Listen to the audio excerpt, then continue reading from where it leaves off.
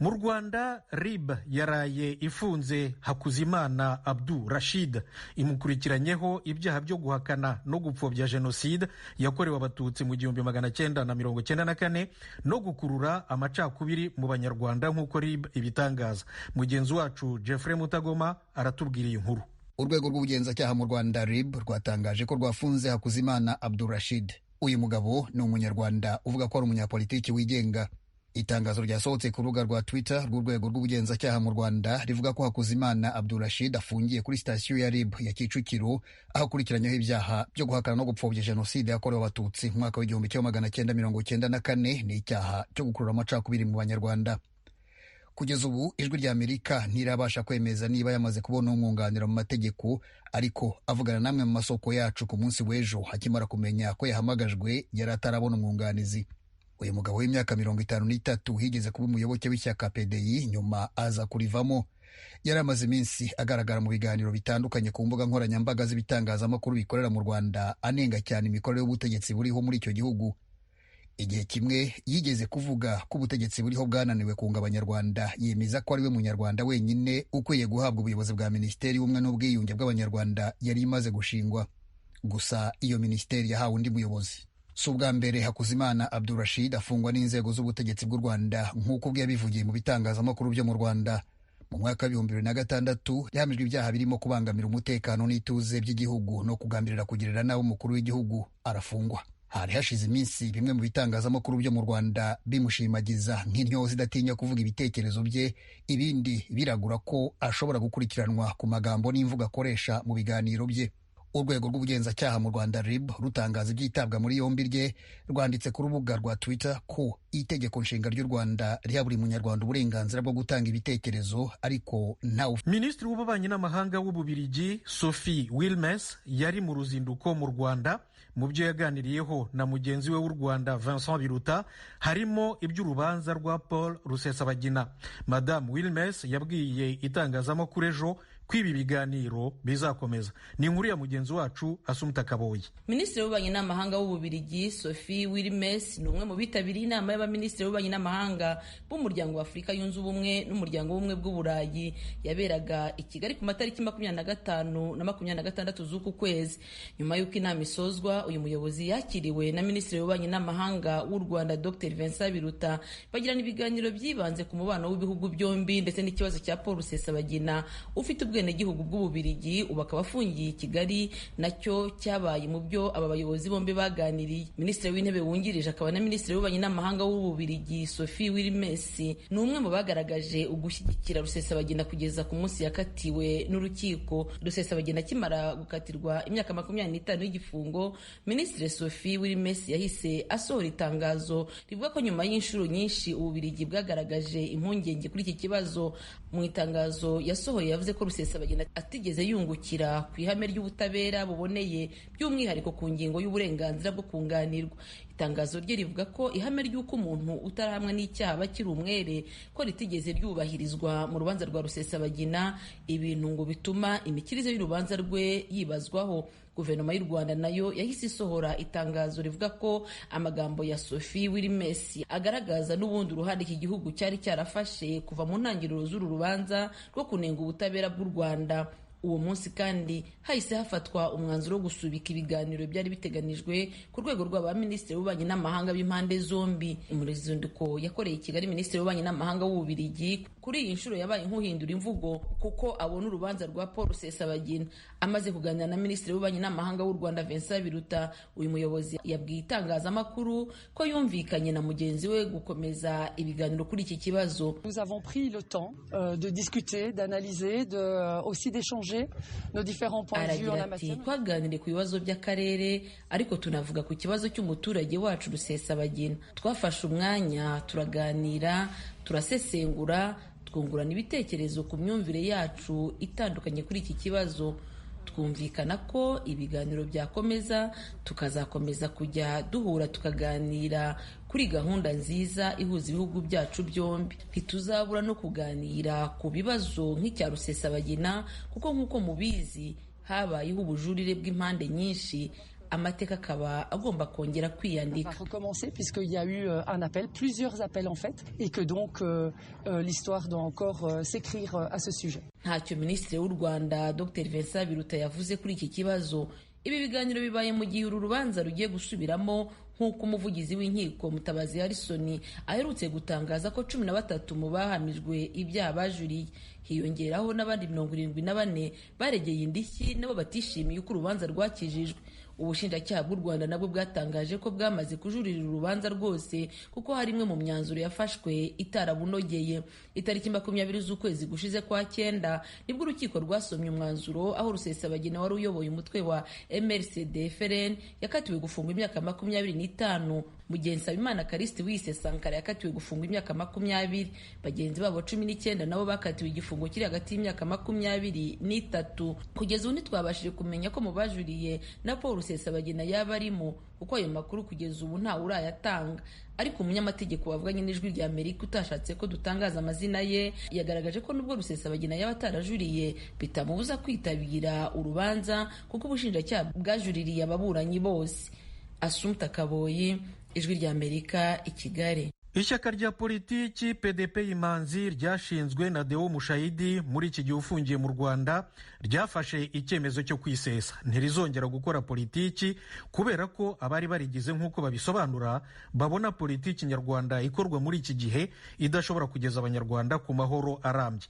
Mugenzi wacu Tim Ishimwe yaganiriye na Munyampeta Jean Damascene, umunyamabanga mukuru wa PDP Imanzi. Munyampeta ari mu Bubiligi, aratangira asobanura ko bashaka gucisha ibitekerezo byabo mu yindi nzira itari ya politiki. Nyuma y'imyaka 13 dukora politiki, tureba uko politiki igenda, tujya mu mpuzamashaka nyinshi, twasanze aho igihe kigeze inzira dushaka gucisha ibitekerezo byacu atari ya politiki, dushaka gucisha inzira ibitekerezo byacu mu bundi buryo. Ariko igitumye tuva muri politiki ni uko tubona uburyo irimo gukorwa mu ngubu budashobora kugeza ku abanyarwanda ku mahoro, kubera ko abantu barwanya ubutegetsi kandi ikibazo cy'abanyarwanda kirenze ubutegetsi. Iyo nzira uvuga itari ya politiki ni iyihe?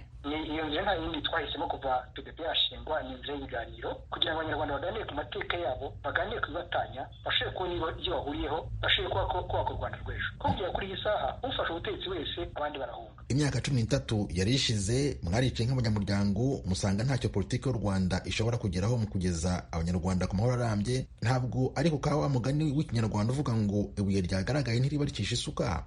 Wenda aha akaba ariho mwakwiye guhera mukora politiki itandukanye n'iyo munenga. Ubu iki ntabwo cyaba ari ikimenyetso cy'imbaraga nke mu ishyaka ryanyu? Urakoze ko icyo kibazo mu by'ukuri iyo urebye neza imiterere y'isi ntabwo abantu bose bahindura ubutegetsi, bahindura imitekere, bahindura imibereho y'igihugu, baca mu nzira za politiki bose. Inzira za politiki mu Rwanda zirageragejwe, zakoreshwe na Repubulika yabanje, zikoreshwa na FPR.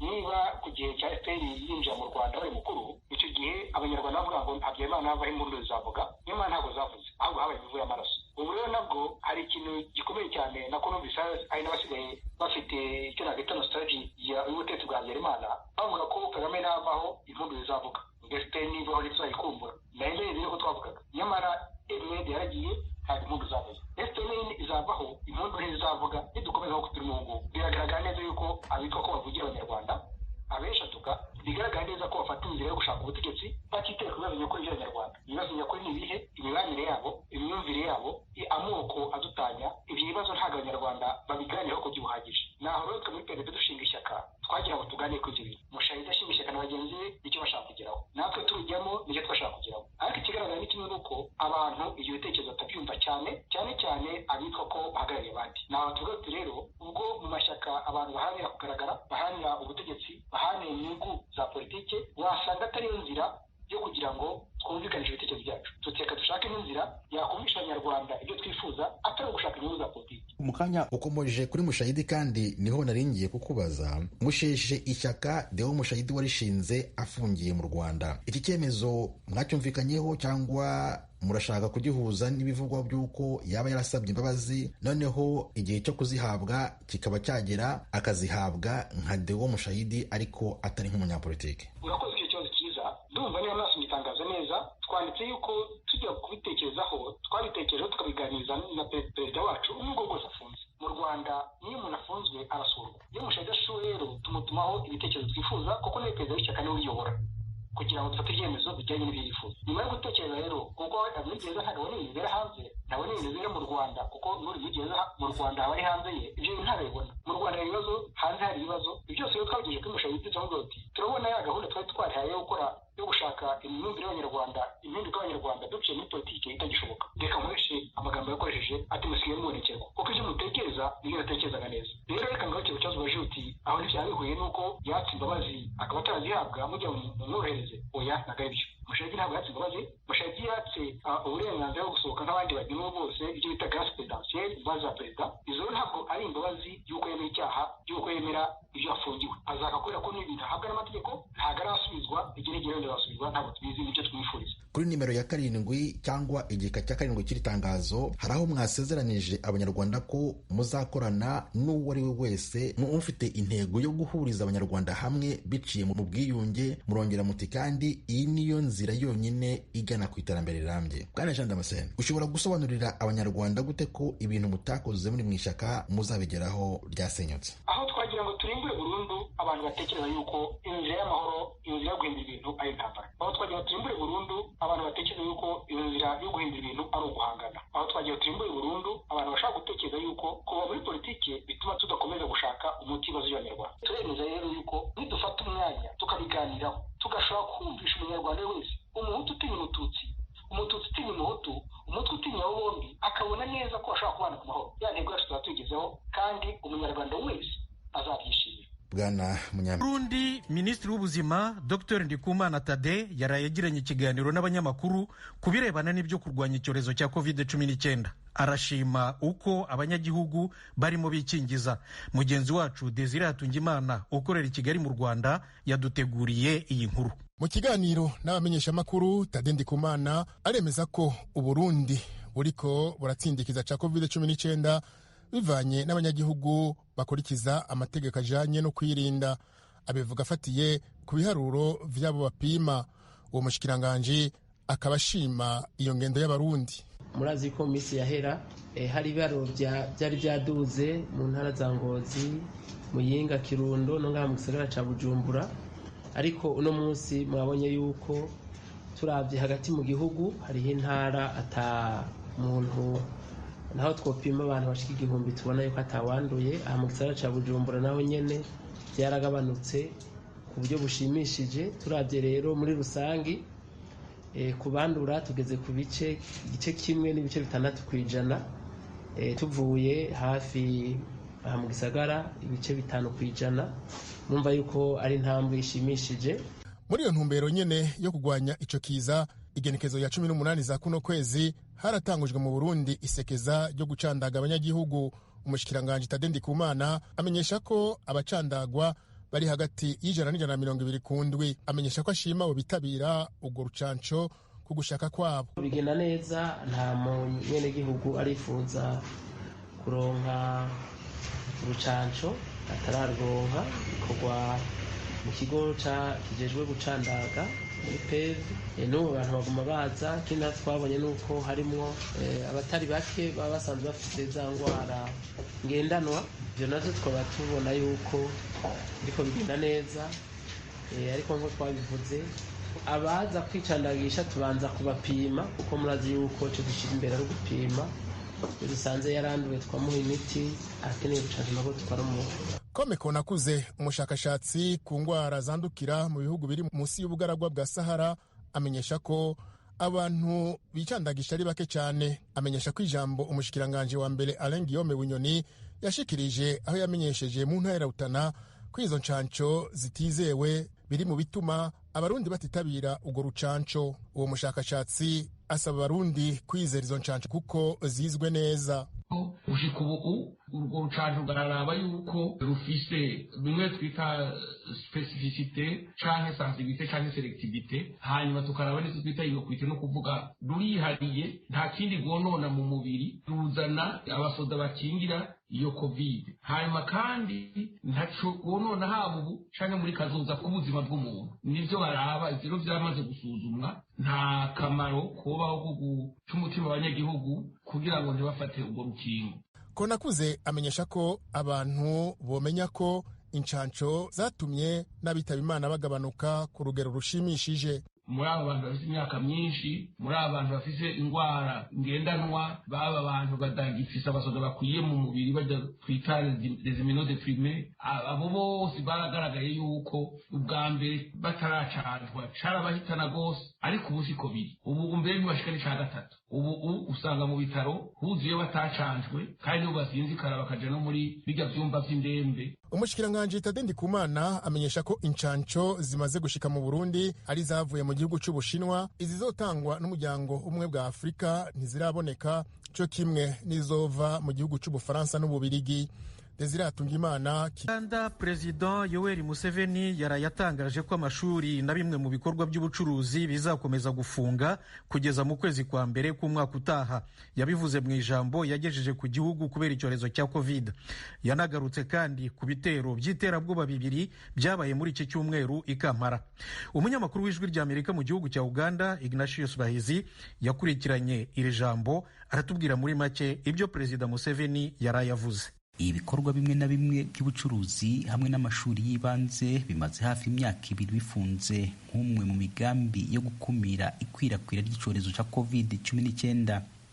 Kuva icyo cyorezo cyagereye mu gihugu mu kwezi kwa gatatu k'umwaka w'2000 kugeza n'aya magingo, Uganda imaze kugira abanduye COVID-19 basaga gato 125,000, abasaga 90,000 bo akaba bamaze kuvurwa bagakira, kandi 3,209 bo akaba bamaze guhitanwa n'icyorezo ukurikije imibare itangazwa na Minisiteri ishinzwe amagara y'abantu.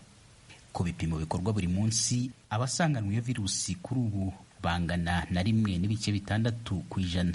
Ukurikije Perezida Museveni, uku gukomeza gufunga amashuri bigendereye kurinda ababyeyi b'abanyeshuri, kuko abanyeshuri benshi biga bataha mu ngo zabo, akaba baramutse banduye bashobora kwanduza ababyeyi babo, bityo icyorezo kikabatsemba bagasiga imfubyi nyinshi, dore ko abakiri bato bo iyo banduye imibiri yabo ishoboye kurwanya iyo virusi. Yatangaje imibare y'abantu bahitanywe n'icyo cyorezo cyane cyane mu bihugu byo mu Burayi na Amerika, kimwe no mu Buhinde, aho ababarirwa mu bihumbi by'amajana barimbutse. Avuga ko kuba muri Uganda icyorezo kimaze guhitana bake bitatewe n'ibitangaza, ahubwo ko byatewe n'izo ngamba zikaze zafashwe n'ubutegetsi zirimo gukomeza gufunga amashuri. Museveni yatangaje ko abakozi bo mu bubari, imyanya y'imyidagaduro n'amasoko ubu nabo bagiye gushirwa mu bantu b'ingenzi bakwiye gukingirwa mbere y'uko ibikorwa byose mu gihugu bifungura mu kwezi kwa mbere k'umwaka utaha. By the end of December 2021, more than 12 million Ugandans.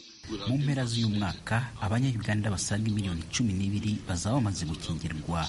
Abo ni kuri miliyoni 21 z'abanyagihugu bakeneye urukingo rwa COVID-19. Icy'ingenzi ni uko muri abo miliyoni 12 bagiye gukingirwa harimo babandi miliyoni 4,800 bagomba gukingirwa mbere y'abandi bose, kuko bakora mu myanya yatuma bandura kuruta abandi, akaba barimo abashinzwe umutekano, abarimu, abakozi byo mu buzima, ndetse n'abantu bakuze n'abafite indwara zidakira, n'abanyeshuri bari hejuru y'imyaka 18, ndetse ubu twongeyemo n'abakozi bo mu masoko n'ububari. Abo bose bagomba kuba bakingiwe kugeza mu mpera z'uyu mwaka kugira ngo dufungure amashuri hamwe n'ibindi bikorwa byose by'ubucuruzi mu gihugu bitarafungura n'ubu. Aho tugeze ubu nta cyananirana kugira ngo dufungure ibikorwa byose mu gihugu twirinze bihagije. Hari ukwinubira mu banyagihugu bamagana ubutegetsi kubera ko bukomeje gufunga amashuri kumara imyaka 2 kuva aho icyorezo cyagereye mu gihugu, kandi mu bindi bihugu ku isi ndetse n'iby'ibituranyi amashuri afunguye, banavuga ko abana benshi batazasubira ku ishuri, cyane cyane abana b'abakobwa bamwe batewe inda kubera kuguma mu rugo ntibaje ku ishuri. Ariko uko niko Perezida Museveni yasubije izo mpungenge z'abanyagihugu. It was therefore criminal to propose that we open schools without vaccinating the vulnerable parents. Ati ni igikorwa cy'ubugizi bwa nabi kugira ngo dufungure amashuri tutarakingira ababyeyi bose. Twari gusoza turimbuye abo babyeyi, amagwa agasigaramo abana bonyine. Ingaruka zose zatewe n'ifungwa ry'amashuri, nk'abakobwa bato batewe inda, gutakaza umwanya wo kwiga, ibi byose byabonerwa umuti, ariko uwapfuye aba yapfuye utamugarura. abakobwa babyaye bakiri bato basubira ku ishuri bakiga, abantu bakuze nabo bariga, ariko abantu bapfuye ntacyo bakora. Uretse ikibazo cy'amashuri na bimwe mu bikorwa by'ubucuruzi bizakomeza gufunga kugeza mu kwezi kwa mbere k'umwaka utaha, Perezida Museveni yanavuze ku mutekano. Yibanze ku bitero by'iterabwoba bibiri biherutse mu gihugu bigahitana abantu babiri. Museveni yasomye urutonde rw'imigwi itandukanye yagerageje kurwanya ubutegetsi inshuro nyinshi, irimo imigwi y'abaterabwoba nka ADF ikorera muri Kongo. Yavuze ko abo bose baneshejwe. Ati n'aba barimo kugaba ibitero ku basivile n'abarimo kubatera inkunga, haba bari imbere mu gihugu no hanze yacu, bazatsindwa. Ariko ati kuva izo ntagondwa zagerageje kurasa uwahoze ari umugaba w'ingabo z'igihugu Generali Katumba Wamala zikamuhusha, ngabari bari inyuma y'icyo gitero barafashwe, bavuga abo bakorana nabo, kandi babagera kuri 37 mu bari bakuriye ibyo bikorwa bya ADF batawe muri yombi, ubu akaba bafunze, kandi 5 bo akaba bamaze kwicwa n'abashinzwe umutekano.